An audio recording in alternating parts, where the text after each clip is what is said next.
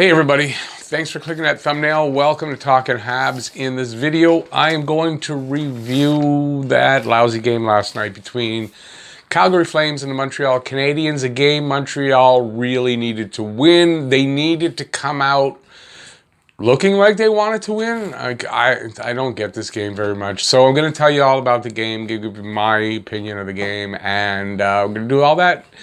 Before we get to that, if you are a Habs fan like me and you're looking for more videos kind of like this, but hopefully for wins and reviews, previews, live casts, and all kinds of different Habs videos. So if you are like that and you want to see more of that, please subscribe and ring the notifications bell. That'll get you your daily fix of Blue, Blanc, Rouge right here at Talking Habs. And me, just like the Habs, didn't do that very well.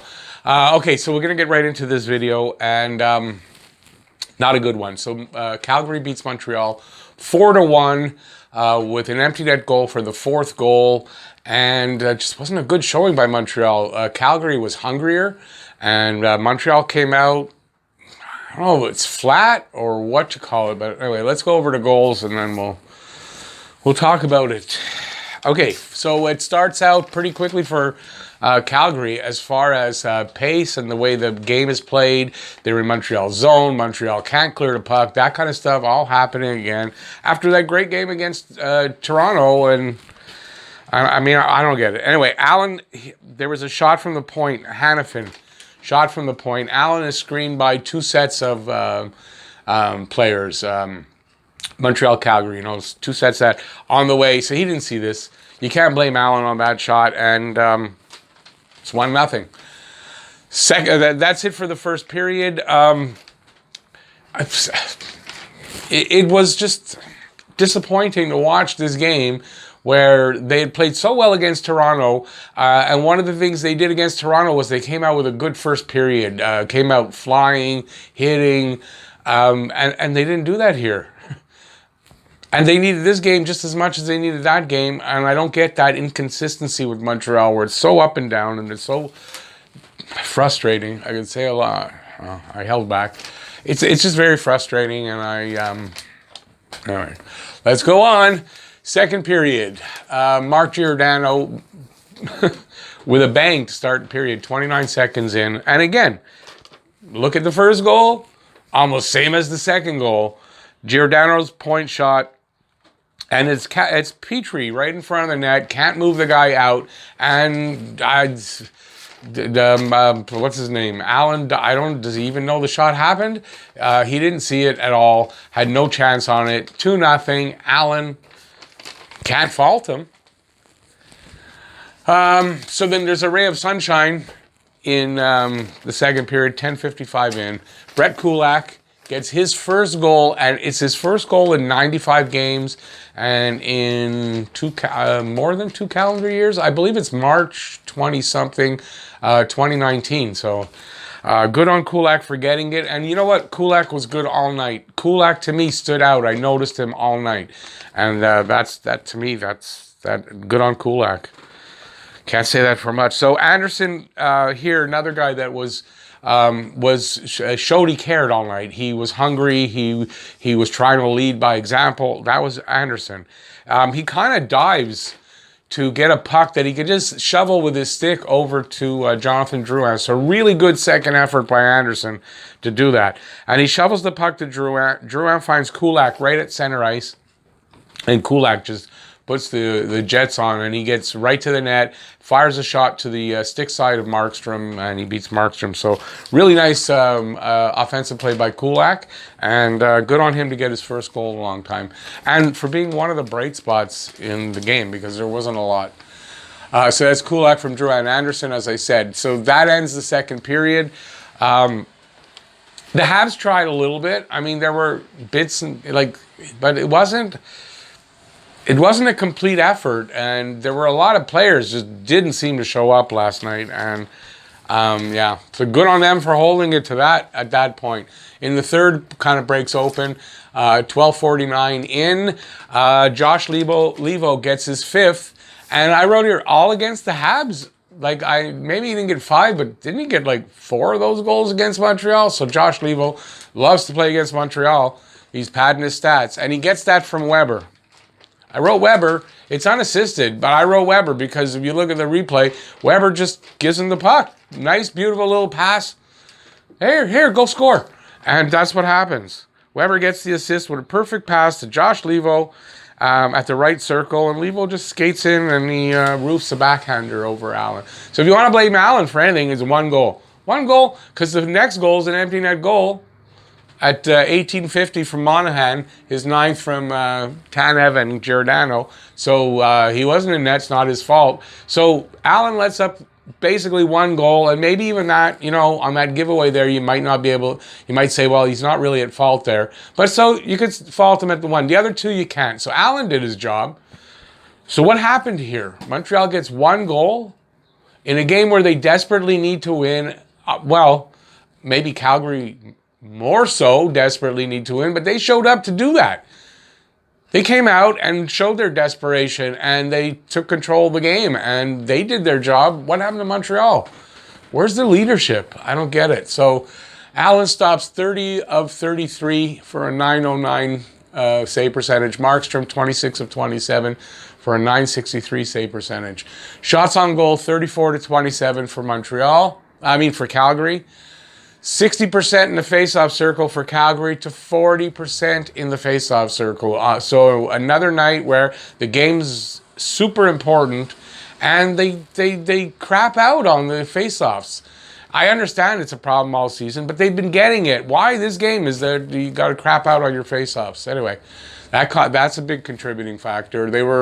Calgary was 0 for 1 on the power play, Montreal 0 for 2. So special teams, the penalty kills were good, I guess, for special teams, although not an abundant amount. Montreal out hit them 39-22 because they were chasing the damn puck all night.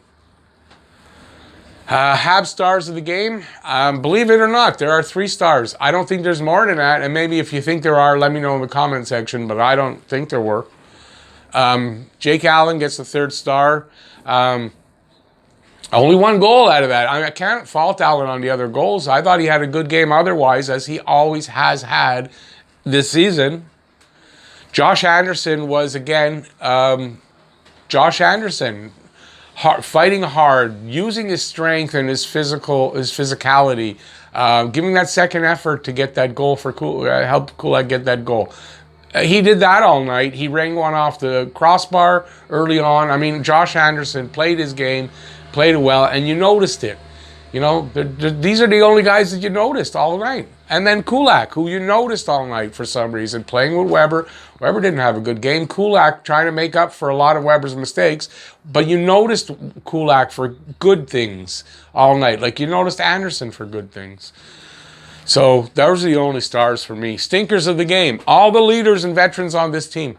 I might exclude Corey Perry only because he's been good for a lot of these games that, some of them that they lost. He's been the one that's good. So maybe we can exclude him. But the leadership and the veterans, what the hell? They clearly weren't ready for this game. What kind of start was that in the first? No consistency. How did they come out that flat in the first when it's such an important game? The 4th place is not assured anymore. Especially after a start like that. And they came off such a good game against Toronto, and it wasn't back-to-back situations here. And Calgary's coming off back-to-back games. Flames won the hunger game because they were hungrier and they earned this win. That's what it was about. Flames showed they were the hungrier team, and they came out to get that win. And Montreal said, do we have to again? That's what it kind of was like. And they didn't. Where's Montreal's leadership and veterans? Like Eric Staal. Sure, he had that 1 goal first game, but he's been invisible almost since that first game where he scored in overtime. I mean, good on him. So, does he have the Buffalo flu? Is that what you're going to call it? We'll call it the Buffalo flu. Do we need vaccines for it? Because I don't want to. I hope the team gets vaccinated against that. I don't want them to be playing like that. Anyway, he needs to step it up. There's something wrong with the leadership. I mean, Weber's not playing well. Petrie, I don't know. 4th place is not a guarantee for a team playing like this. It's going to be really hard for Calgary to to beat Montreal. But one of the contributing factors will be if Montreal can't at least play 500 hockey. And when you see a team play like this, can they play 500 hockey the rest of the way, considering how tough a schedule they've got? So no, this is not a given that they make it in the fourth. Nope. Next 2 games are now must-win games. They're must-win games. If they can't beat Calgary tomorrow night, and then it's a quick turnaround to Ottawa at home, thank God, at 4 p.m. So it's a 4 p.m. start. So it's a night game to an afternoon game, back-to-back. It's going to be tough, and they're must-win. Is Caulfield the next call-up? That's the big question. Everyone says Caulfield coming up. You know, I was talking after the game last night. If you watched my live cast, Jeff came on, and we were talking after the game. We stayed in to talk, and it was a question we both asked each other. And I think we came to a consensus that Saturday against Ottawa is probably when, like, I think they want to have him here for Calgary, but I don't know if the next game in Calgary is really, against Calgary, is really the best thing. I mean, they've got some way tougher guys that, you know, you might not want to have them target Caulfield in that game, considering how hungry Calgary is to win. They might be willing to take a run at Caulfield. You know, so I'm thinking Ottawa, a little safer that way. I mean, they have Brady Tkachuk. They've got, I get it, but still, I think that's a better game to try to get Caulfield in. So my hot take probably is, yeah, we're going to see Caulfield in Montreal on Saturday. That's what I think. And I've been checking, but they haven't called him to the taxi squad. But I kind of expect at some point today he's going to be on the taxi squad. And if that's the case, I believe he's going to be in Saturday. That's what I think. Price is back. That's some good news. Price is back. Primo was sent back to Laval. So Price back. Maybe he starts Friday. Maybe he plays back-to-back games. I don't know. But I could really see Price starting Friday and having Allen back in net on Saturday against Ottawa. Since Ottawa seems to have Carey Price's number, that might make more sense. So, and considering this the quick turnaround, I don't think Price will play both. But and we don't fault Allen here, but maybe having Carey Price in net just does something with the leadership and the veterans, and they step it up a little bit. And I watched Scotian Canadian. If you want, you know, Scotian Canadian, please go check him out. He's a great guy, great channel and stuff. And he made a point to say that he didn't criticize Suzuki and KK in his video. And I'm not criticizing the kids, because it's the veterans that need to step up. The leadership. You can't say KK and Suzuki are leaders. They need to be led at the age that they're at. So there's no fault there. I'm not blaming them. I know some people are. I'm not blaming them for this stuff. They need to be shown the way, and there's nobody there showing them the way. The leaders are getting assists for the other team. I mean, this is what's happening. Okay, that's it for that. Since I'm not doing a preview for the next game, I'm going to do the guess to score contest. If you manage to stay long enough through this, I'm going to guess the score. Now, I didn't think this out at all. I'm doing this on pure emotion. And quite frankly, I don't like Montreal's chances here.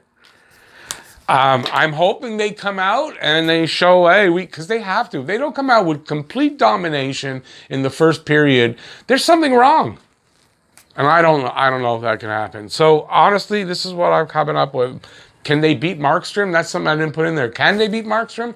You got to figure Markstrom's coming back for the game.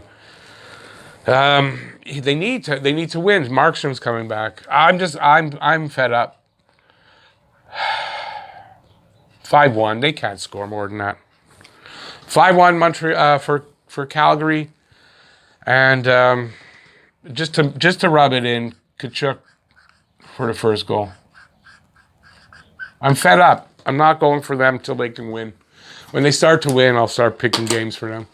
5-1 Calgary. Tkachuk with the first goal. Let me know in the comment section what your guess is. It's a guess the score contest. You guess the score of the game. I should have said this to start for the people who don't know. Guess the score of the game and the first goal scorer of the game, and you could win a $5 prize directly into your bank account via Interac.